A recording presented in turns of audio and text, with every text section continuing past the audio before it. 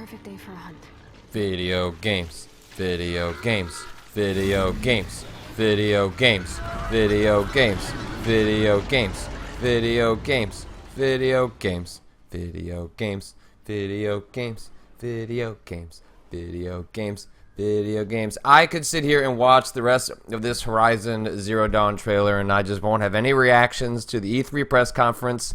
Just sit here and I'll watch robot dinosaurs because that's all I need in my life. I don't need anything else.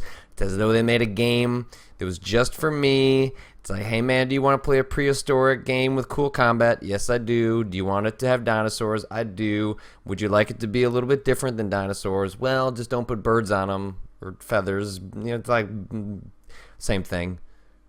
Robots. Robot dinosaurs. Hey everyone, thanks for tuning in. I've been filing reactions to the E3 press conferences throughout the day in between my work for Kotaku. You can see that over at youtube.com/PetraKlepek. For the end of E3 day 1, because I guess we're going to call Bethesda's first day, day 0, I thought I would stream this live, take some of your questions, talk to you guys about your reactions to E3.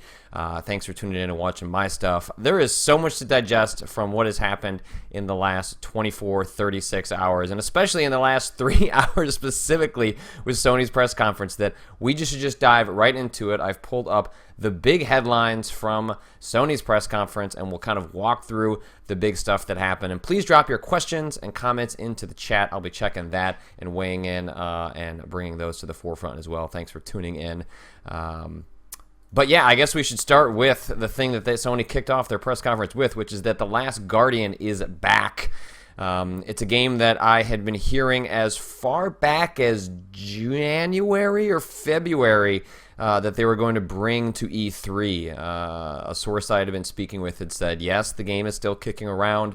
They hadn't seen it. They weren't really sure what the status was, but they knew beyond a shadow of a doubt that the game was still being worked on. So even though Shuhei Yoshida had been saying publicly, hey, we're still working on The Last Guardian, man, it was still hard to really believe it until you actually saw it. And so I knew going into E3 that the game still existed. I didn't know if they were going to show it at E3, but then maybe right before the show started, I asked around a little bit, because if you wait till just before things are announced, I can usually start pinging some things off of sources, and they're a little more loosey-goosey when they're not the one that's going to get in trouble for an announcement that's about to happen, you know, moments, minutes, maybe an hour away. So prior to the Sony press conference starting up, I knew that The Last Guardian was going to be there, but I didn't know in what form. I didn't know what it was going to look like. I didn't know if we'd hear anything about this rumored Mark Cerny connection that did not come at the press conference. In fact, they had Fumito Ueda, I want to say that's how you say his name. I didn't actually have to say it out loud, but they had him in the audience. They didn't have him up there to show the game,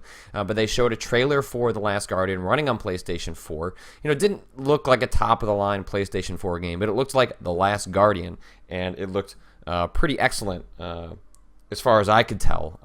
And there was a whole lot of a little kid jumping around, almost dying, and his little dinosaur bird dog friend saving him from said dying, and that seems like that's what a lot of that game is going to be. My understanding is they're going to be showing more of The Last Guardian at E3 to the press, so I don't know if it's going to be just that sequence. I don't know if it's going to be playable. I don't know exactly what we're going to see beyond the press conference, but my understanding is that it's not the only Last Guardian coverage that you'll see coming out of Kotaku and other websites in the days ahead. There should be more as we learn more about what's been going on with that development.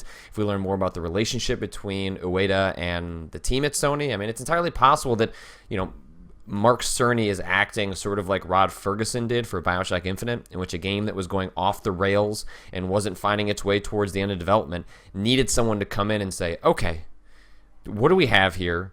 How can we ship this game? And it's possible, if we assume the Mark Cerny rumor holds some truth, that he is there in order to get that game on track and to make it ship, because sometimes an outsider needs to come in order for that to happen. Not much else you can really say from the little bit of footage that we did see so far. It looks like The Last Guardian. If you've seen the previous trailer that they put out years ago, it looks a lot like the game that they showed oh so many years ago for the PlayStation 3. And it's hard to say if that's a good or a bad thing. It is just sort of a thing. It is our first exposure to that game in a long, long time. And so I'm excited to see more. I'm glad that it still exists. I want to see what they're going to end up doing with it. But to say too much more than just, hey, isn't it great that The Last Guardian is back? I don't even know if you can say it's great. Maybe this game's going to be garbage. It could be totally terrible. I think that is just as valid as The Last Guardian potentially being brilliant and being the capper on the games that Fumito Ueda has made for Sony in the past. Obviously Ico is fantastic. Obviously Shadow of the Colossus was fantastic. And so I want The Last Guardian to be tremendous and exciting and incredible, because why wouldn't I want that game to be amazing? But man, so hard to know right now. It's, as Donut Rush in the chat points out, it's more fascinating than anything else. And I think that kind of summarizes my feeling on it, is that, hey, there must be something to this, right? Like any other company would have canceled this game by now. They would have said it's not worth it. They would have said that I think it's just surprising they're still making it, because they wouldn't make it out of spite. They wouldn't make it for the gamers. They think this game has some potential. Now, granted, Sony as a company, and as was demonstrated, I think, throughout this press conference, showed they are a company willing to take risks. They are willing to publish games that they know outright are probably not going to make any money, are not going to be the million sellers that fund the big blockbusters. Like they have a balance between the two, and I think that's something that Sony outright showed they have a better balance with than the Xbox One, in which the Xbox One had some interesting indies, but man, some of the stuff Sony was showing was really, really out there. I don't think you can honestly say there are many other companies in the world that would have funded that Media Molecule dream game.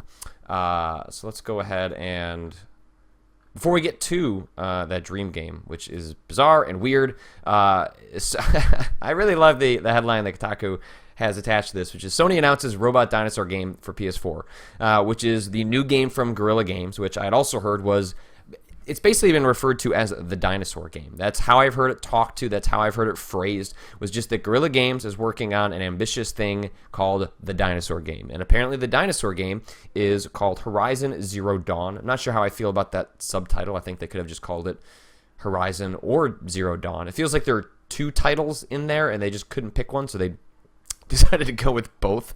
But I have to say I really love the premise, because it wouldn't have been shocking for someone to finally get around and make a dinosaur game, but to set it in the past and maybe you work with sort of ancient tools. But in this case, it's post-apocalypse, and it's so post-apocalypse that the world has been taken over by whatever plague killed off, I guess didn't kill humanity, but certainly set it back technologically.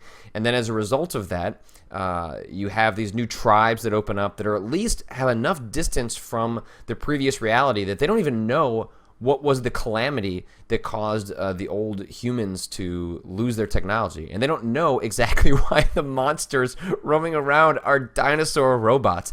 But they seem to be setting up that there's going to be a mythology reason for that. It is hard for me to fathom and wrap my head around what exactly is the mythological reason for dinosaur robots running around. But I guess it's possible that some sort of John Hammond in the Horizon Zero Dawn universe said, I want there to be dinos, and so I'm going to make them out of robots. I don't care what I have to do to make it happen. And so he just made that happen regardless. So it's going to be interesting to see what exactly happens there. I thought it was an incredibly impressive demo. The problem is I don't know how much of that demo is representative of the game that we're going to play, right? So they showed this it kind of looked like a Monster Hunter type game in which you're encountering smaller enemies and then you're finding these bigger, more monstrous creatures that require you not to just pump them full of bullets, but to kind of strap them down using ropes and then to find weak points. And so, I don't think it's going to be a game with sort of the types of animations that we expect from Monster Hunter or Dark Souls, but nonetheless, it does appear that there's going to be sort of some gamemanship that happens when you encounter these giant creatures, in which it's not just showing up, throwing a grenade on the ground, waiting for them to wobble around and turn red or orange. I mean, obviously there is an orange weak point that you end up shooting, but it does seem like the combat is a little bit more involved. And it's really hard to tell with these E3 demos, how much of that is just what they're conveying with what they like to happen with their demo, and how much is their if you hear some fireworks in the background, the Chicago Blackhawks just won the Stanley Cup Finals. And so my neighborhood and surrounding neighborhoods are shooting off a lot of fireworks, some which are close to me, some which are far away from me. So if you hear some noises in the background, it's not people excited for The Last Guardian and Final Fantasy VII and Shenmue and all the other crazy shit that was at the Sony press conference. It's people going, go Blackhawks. But let's just imagine they're cheering for all the things that were announced at E3 this week. But I'll say, if there's any game that really kind of pushed all of my buttons at the press conferences today, it really was Horizon, because it just combines a lot of the kind of combat experiences I'm interested in having in the scope that only AAA big budget games can provide, and also had a fun twist on a sort of narrative and a monster type that we've had in plenty of games before, but it puts on a spin that I think makes it unique and exciting in a way that we haven't seen before, that should allow them to, you know, get away from the tropes that you would expect from a dinosaur game, right? They're robots, so they can be a little bit different than what you would expect. So they'll act like dinosaurs, but they'll also act like robots, and allows them to kind of manipulate things in a way that you might not see otherwise. So feel free to keep dropping your questions into the chat, and as we rotate through things, I will make sure and get to some of those and talk about some of your points. I do want to at least touch on the new Hitman game. They haven't said too much about it. They basically just came out and said that there will be a Hitman game. There'll be some exclusive contracts on the PlayStation 4. It'll be a $60 game, but when you buy it for $60, you'll get everything that ever is produced for it. Seems to be kind of what they're conveying. It seems like it also might be kind of episodic. It's not super clear what that game is yet. Conveniently, we have a Square Enix press conference happening tomorrow, in which we're going to learn probably much more about Hitman, Deus Ex, and lots of other Square games. I don't know if we're exactly going to get another Final Fantasy VII trailer, but I wouldn't be surprised if they at least acknowledge it and reveal a little bit more information about what's coming. But not too much else to say about Hitman, except that there's another one. I didn't really care for the last one that they put out. I'm hoping that this one acts as kind of a semi-reboot, but I'm not even sure what I exactly want from a semi-reboot. I really enjoyed Hitman Blood Money. It was the first one I played. Man, they're really going for it with those fireworks out in front. So we'll see what happens. We're going to learn more about that soon. Didn't really care for the Street Fighter news because fighting games aren't really my bag. But I got to say, this Media Molecule game, which they're calling Dreams, in which I don't even know what this is. Is it a game? Is it something that I'm glad exists so that I can watch clips on YouTube? Because that seems to be what it is right now. Essentially, what Media Molecule is promising is that you're going to be able to create a game that represents dreams, or at least, you know, takes sort of the metaphysical and metaphorical and wilder aspects of dreams and allows you to build that in an interactive fashion and allow other people to interact with that. I thought one of the neat things they did was when you were sort of composing the animation for your characters and the environment, rather than just outright picking from a selection of animations in a menu, which is how most games probably would have handled it, you hold the DualShock and you kind of rotate it in the way that makes you want to mess around. Sorry, that my Apple Watch just gave me a tweet, and I was making sure work wasn't yelling at me. But, you know, you kind of mess around with the DualShock to kind of like bounce it around, and that creates sort of the animation that's imbued in the character. I know that it's weird. I know that it probably won't sell many copies. I just don't think anyone else would fund a game like that, and so I'm glad that Sony is allowing Media Molecule to kind of do their thing, explore something weird. It sounds like they've been working on this for 4 years, which seems a significant amount of time. I think we'll probably learn a lot more about the actual mechanics if there are any. It's really hard to say this early on, but I'm just excited that games like that exist. I'm excited that Sony would devote a significant amount of their press conference to showing it, and I'm glad that they can somehow find a way in their financial bottom line to say these games are important, these games help the medium, and they may not necessarily sell a ton of PS4s. They may not be in the NPD charts when they're released, but these games are important, and we have to make these if we're going to support their platform and have it have a well-rounded lineup. So I think that's A+ for me for effort, kind of regardless of how that sort of shakes out. Let's why don't we take a couple questions before we move on to the next big one. Donut Rush, what do you think of Sony completely skipping over any meaningful Morpheus discussion? I think Sony perhaps rightly recognizes that virtual reality doesn't work that well in press conference form. Now, virtual reality is going to be important for Sony going forward. They're going to have to find a way to convey that. But if you watch the Oculus Rift press conference, it's very difficult to convey what's interesting about VR when you aren't actually using an Oculus Rift. It's why Microsoft's HoloLens demos, although for a product that may be much further down the line than any of these VR products, it demos better, looks more impressive because you can look at it and go, I get it. I know what they're going for. I understand what they're after here, even if the product itself is far less real than the Morpheus or the Oculus Rift. And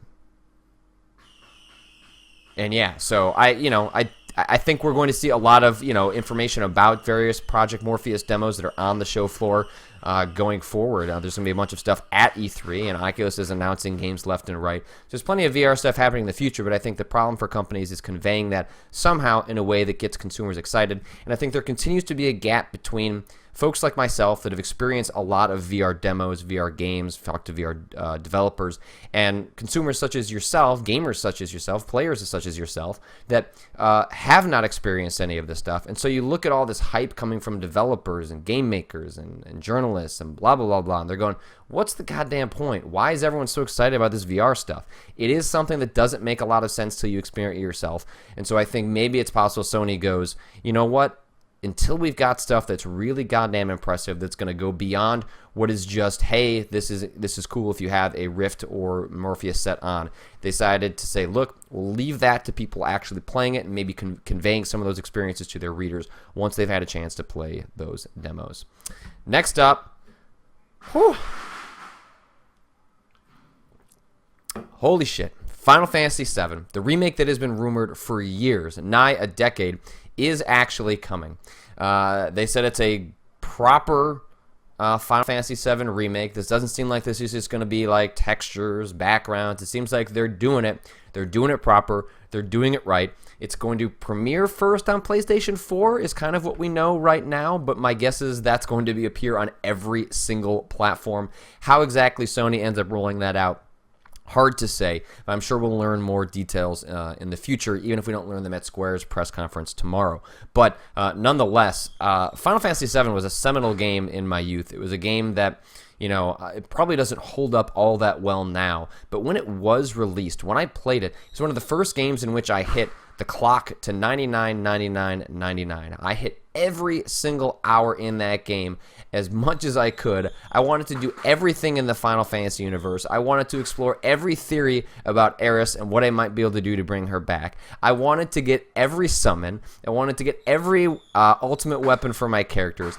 Literally, I did everything possible in that game. And I hold such a place in my heart for that story, even though it's goofy and weird and the script was a complete mess. Like, I'm going to grant anyone that will say Final Fantasy VII has all sorts of problems that you are 100% right. But that game was a moment in time in which a lot of us fell in love with the story, world, the characters, universe. And the reason we want to go back there is because there's something about it. There's something that draws us there. And it's absolutely a mixture of nostalgia and time away and not playing that game and kind of like seeing it for what it is. But there's also something a little bit beyond it. There's something that draws us to it. And it's something I'd have to play that game again to think about. I'd have to spend more time kind of rolling it over in my head what it is. But people really wanted this. I really wanted this. I don't want to play Final Fantasy VII again, but I will happily play a Final Fantasy VII remake. So I'm glad it's happening. I'm glad Square is putting the resources behind it. I just hope it doesn't ship in 5 years. I don't know what to make of a possible release date for this game. Square has not exactly had a phenomenal track record in the last decade or so when it comes to shipping Final Fantasy games.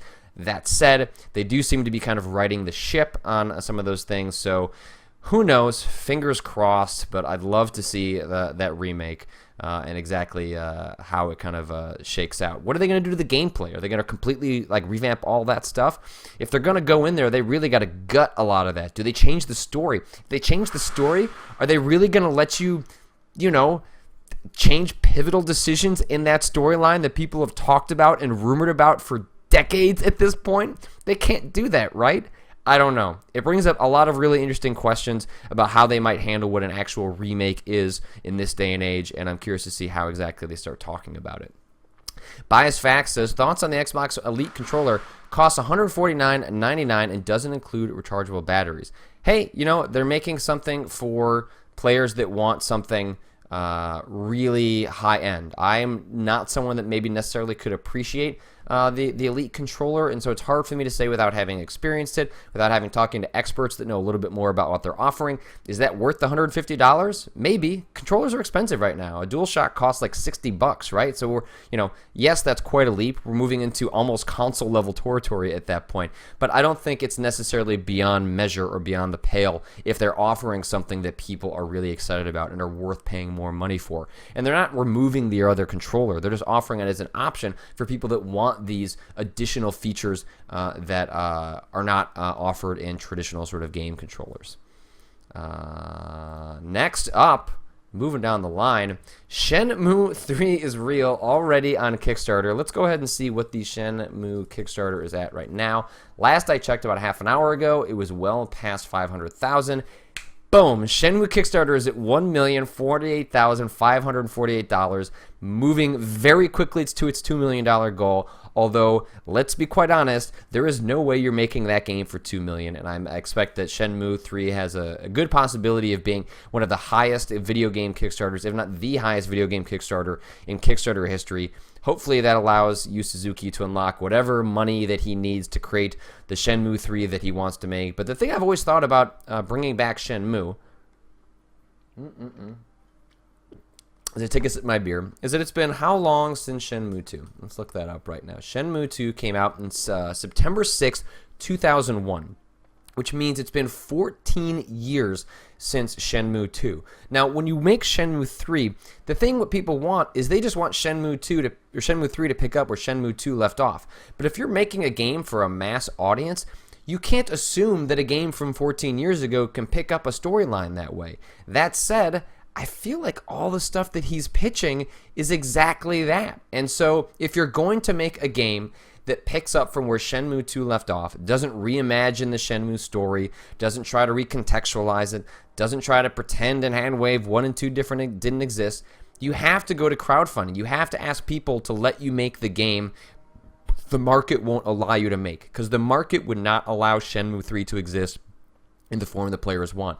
And even the form the players want is a game that I have to imagine would cost tens of millions of dollars. So I don't know exactly how it's going to work out. I haven't looked specifically at the descriptions that are on the Kickstarter site. If Yu Suzuki talks about what his financing plans are beyond Kickstarter, maybe there is a situation in which Kickstarter is, $5 to $10 million, and then he's got $10, $20 million that allow him to expand the scope of that. Or is it possible that Shenmue 3 isn't the open world, play with everything, do anything sort of game that Shenmue 1 and 2 were known for, and instead just says, look, I want to continue the story.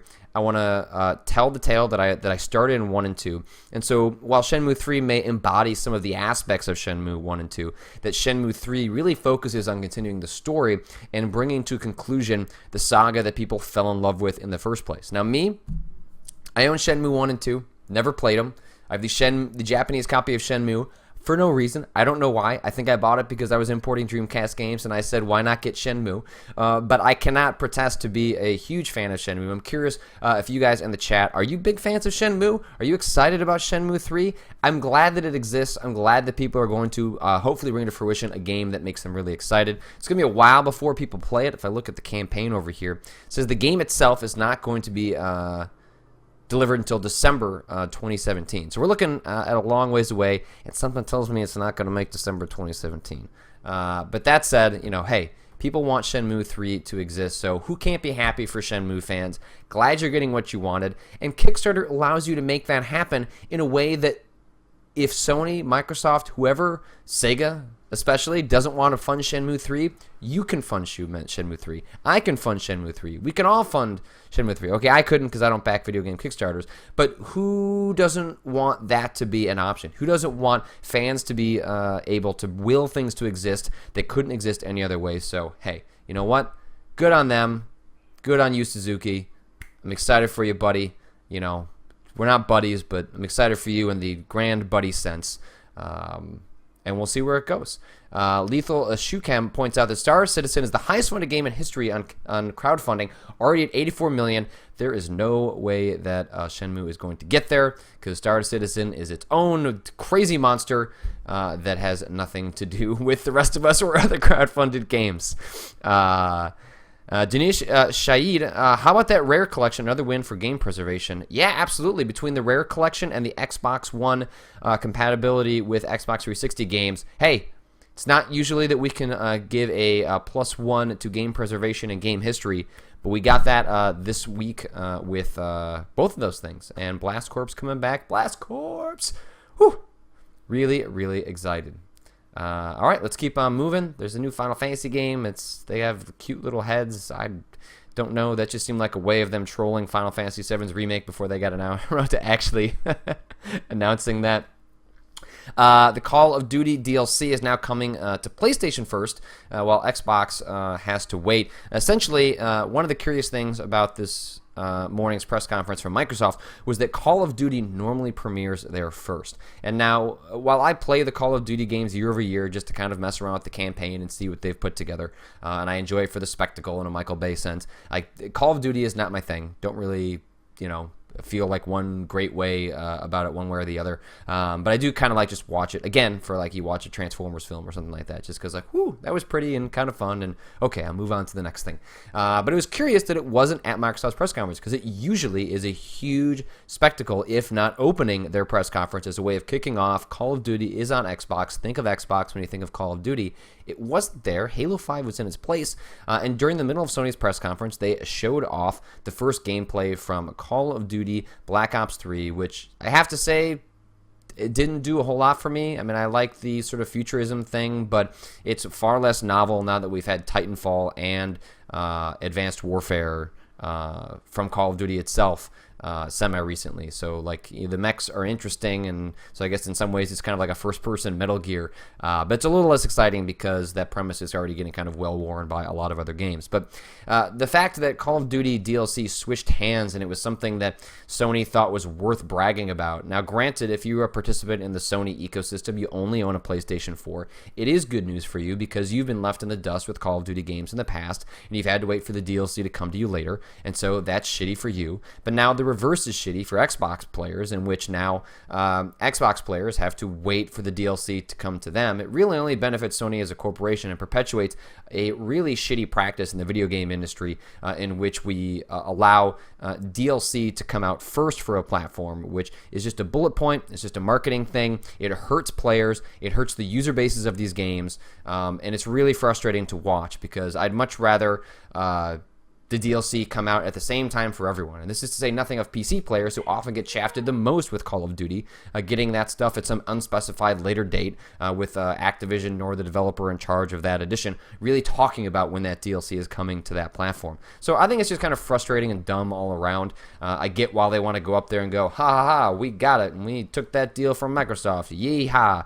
But it's actually just really infuriating because it's one of those things that doesn't benefit anyone except a bunch of corporations with bottom lines, and it doesn't sort of benefit us as players. And so I looked at that, kind of rolled my eyes, and was like, please get on to the next game as soon as possible. Omniscient Cajun, any thoughts on the rumors that Microsoft backed out of their presumed DLC timed exclusivity with Activision?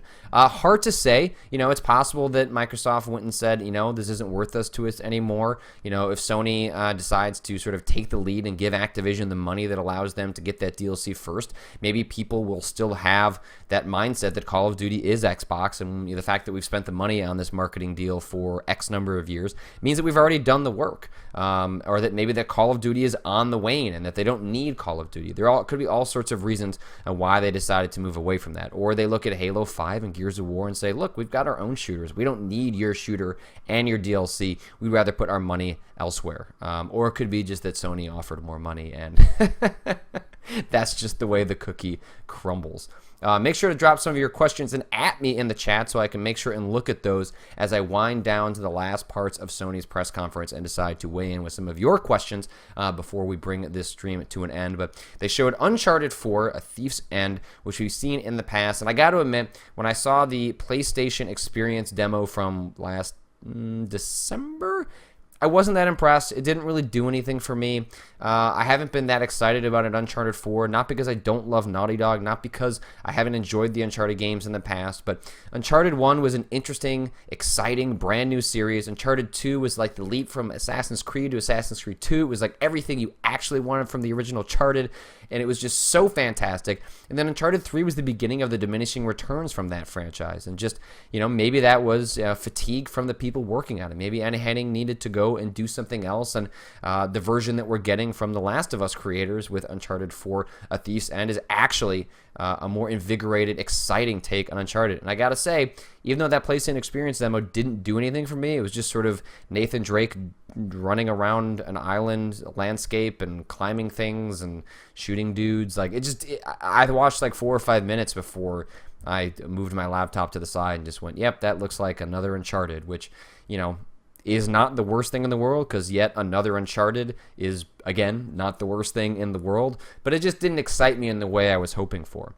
But this demo, man, you really understood what makes Naughty Dog tick. Why are they our masterclass technical wizards when it comes to working on gaming hardware? And man, they just tap into what the PlayStation 4 is capable of. There are just all these subtle details all over the place. When Nathan Drake first opens in the market, there's just so many people milling about with unique animations, and just the way the light comes onto the screen and just sort of like blasts your eyes, the way that when you do kind of come out into the outdoors and just like you're starting to take everything in, and when they look to the left and you could see the giant landscape that you're going to be exploring. Now obviously it's a scripted adventure, not an open world game, so it's not like something like The Witcher or Fallout in which like, oh, I can see that mountain, I can get to it. It's not like that at all, but it's just like the sheer vast scope of it was just, it was, jaw-dropping is sort of a cliche term, but you look at it and just go, my God, they are capable of incredible things. And so, obviously, the demo they were showing on stage was kind of, scripted in a fashion to show off Uncharted at its most cinematic, and the game is often at its most cinematic because that's the kind of game they're producing. I thought it was interesting that if you watch the demo, it broke the first time they were playing it. So Nathan Drake walked out into the square, and as the moment where the player should have been running, or the person who was playing the game on stage should have been moving forward, Nathan Drake kind of just did like a Mortal Kombat idle animation while they, I guess, hoped that the game would kick in, but they waited about 35-40 seconds before shutting it down, beginning the demo over. And if you read my piece on Kotaku recently, in which I kind of broke down what goes into producing E3 demos and some of the backup methods that people have in place in case demos break, basically, every stage demo has a backup in a couple of forms. Often there's a backup for someone else to play behind the stage with a separate build of the game. And then there is often a video build of the game in which, well, not a video build, a video of the game in which it's the exact same demo they were going to go through. And they will often fake that on stage with someone holding a controller, pretending to play, often because they know exactly how the demo goes and really can pretend to play. And in this case, it's hard to know exactly what happened. I'm going to check with some of my sources and see which venue or method they went with. But it wouldn't shock me if Uncharted 4 was suddenly played in video form. It wouldn't shock me if there was someone behind the scenes playing and there wasn't someone on stage actually playing. And I don't think that's an indictment of Uncharted 4 at all. I think it's bold that they wanted to go out there and play their game. They didn't want to show you a video. They didn't want to show you something that wasn't that game running on PlayStation 4 hardware. They wanted to show the game they were building, and it crashed, because games that aren't finished crash. Games that are quote-unquote finished crash. And so anything that made me endear Naughty Dog a little bit more, because they're a company that tries to stand behind their products in an authentic way, and that was an authentic moment where a game crashed because it was unfinished. And you know what? They just kept on going. They didn't even acknowledge it. They just kind of had, decided to do whatever their backup method was, and it was fun to watch. And while it was kind of awkward and unfortunate, and you feel bad for the folks that were up there working so hard in that demo, and then to have it go poof, absolutely kind of a bummer, but also kind of authentic moment that you don't get very often at E3. So I was glad to have it happen. And hey, I'll give them credit. I wasn't excited to play another Uncharted game, and now suddenly I'm excited to play another Uncharted game. So before we bring this all to a close, yes, people are bringing up No Man's Sky. The trailer I thought wasn't that impressive. I'm more interested in playing that game at this point and seeing what they have to offer there. I don't need to see more No Man's Sky's trailers. I need to play No Man's Sky. They did say a release date announcement is coming soon. I wouldn't be surprised if we get that at Gamescom, but I guess didn't they say Sony is skipping Gamescom? So maybe we're not getting it at Gamescom, but maybe we're going to get a No Man's Sky release date soon. If it was going to be 2015, I feel like they would have said it at E3. Didn't get it at 2015. Kid Gloves, any thoughts on Visceral's game being absent? I just think that EA is hyper-focused on Star Wars Battlefront. We'll hear about Amy Hennig's game set in the Star Wars universe in 2016. I suppose it's possible we'll hear about it before the end of the year, but if you kind of walk through what EA's got lined up, they've got plenty sort of ready to go in the months, in the next 6 to 8 months. So look for word on Star Wars from Amy Hennig happening at the very earliest later this year, but my guess is they start ramping up that hype train once Battlefront is out the door. Once The Force Awakens is out the door, that's something we're going to hear about in early 2016. It'll be a focal point of E3 2016 for Electronic Arts. The Penguin 3350. What is Firewatch? I don't know. I've watched plenty of trailers, and as far as I know, it might be a MOBA. Maybe if they could put out a convenient trailer that explains like what is Firewatch. Just explain what it is instead of like showing us these funny hands and the guy from Mad Men. All right, just be clear about what your game is. B. Hyos, how about those Hawks? Hell yeah, man. Go Hawks. Dynasty. 3 out of 6 Stanley Cups. Love it. Love it. See if we got any other questions I can get to here.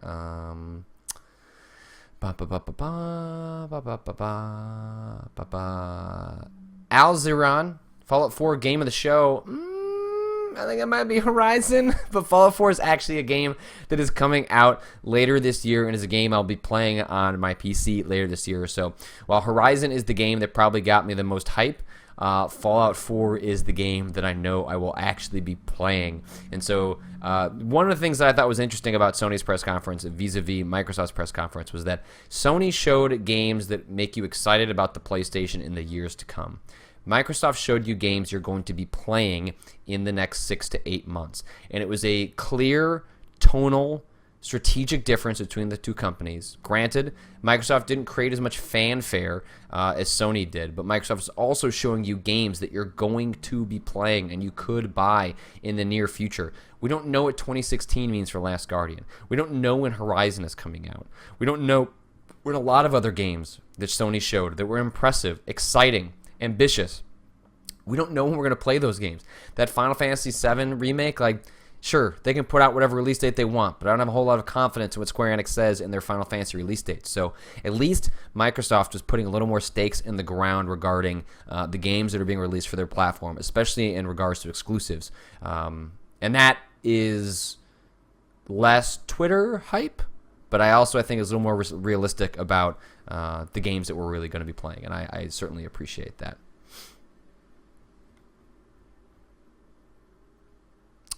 Fatty Beards, where was Wild? I don't know. Maybe just got cut from the press conference. Maybe needs more time to kind of simmer. That game looked incredibly early when they showed it off at E3 last year, so I'm sure that game is still around. But maybe it's just going to be that we wait a little bit longer to see a little bit more of what that actually is as a game, as opposed to having that show up as another trailer that's just sort of vaguely, here's what Wild might be. Ridge Rich 79, thoughts on the Devolver Digital lineup? Hey, I love the stuff that studio or that publisher is putting out. I'm glad that they partner with so many amazing indie studios to produce some pretty cool games. I need to check out what I was writing something when they showed the trailer, so I don't think they showed anything new as much as they just showed a really kick-ass lineup of games that I know I'm probably going to enjoy. Donut Rush with the final question that I am going to address. Whatever happened to Deep Down, that Capcom thing? I think that game might be canceled. That game might not be around. Actually, wait for TGS. I think if we're going to know anything about Deep Down, that is probably going to happen at Tokyo Game Show. So I guess please be patient. I don't know why I'm apologizing for a game that I'm not developing. Whatever. The Penguin 350. What does this mean for Gamescom? Do you think they'll have some major game reveals? I think if E3 for Microsoft was all about 2015, the games you're going to be playing in early 2016, I think Gamescom is going to be more forward-looking. I think for Gamescom, for Microsoft, that's going to be scale-bound, Crackdown. Those are the games that are coming in summer, fall, winter of 2016 to kind of give you excited about what's happening. So I think for Microsoft, they look at E3 as part one and Gamescom as part two. Whereas for Sony, I think they look at E3 as just one holistic, here's what you should get excited about for Sony in the future, and then the PlayStation experience will be sort of maybe the games you can play because it's more of a fan event, so they're going to want to hype people up over stuff that they're actually can kind of like tactily get involved with. So I think that makes sense for what they're thinking. They're just different approaches, and I don't blame them for the two different ones, but I also appreciate that, again, I like when companies show games that I know I'm going to be able to play in the near future because, hey, I look at this stuff because I want to play games. I think that's going to do it. That has been 42 minutes on the Sony press conference and some of your questions. Thanks so much for tuning in. You can see my responses and my reactions to all of the press conferences over at youtube.com/Patrick Klepek. I'm going to try and continue to do some of these streams, or at least maybe try and do one once a night. I will be recording a Match 3 podcast tomorrow with Gita Jackson and a guest. I'm not sure how much E3 talk we'll do. We'll see how the rest of the group is feeling about it. But please make sure to check out the rest of the stuff we're doing on Kotaku all week. I am not at E3. And also, hey, please watch the Giant Bomb stuff. I don't need to tell you that. I'm sure you're doing that all on your own, but I'm super proud of what those guys are putting together. Really excited to see what Austin Walker brings to the table. I miss those guys. Wish I could have been joining them this week, but the fates did not bring me in that direction. So take care. Enjoy the rest of E3. Look forward to Nintendo tomorrow. I know a little bit about what's happening tomorrow, and, there will be games. We'll see what happens. So we'll see if it can match the excitement of the last 24 hours. Everyone enjoy the rest of your night. Drink some beers, play some games, look at some trailers. I will see you guys later.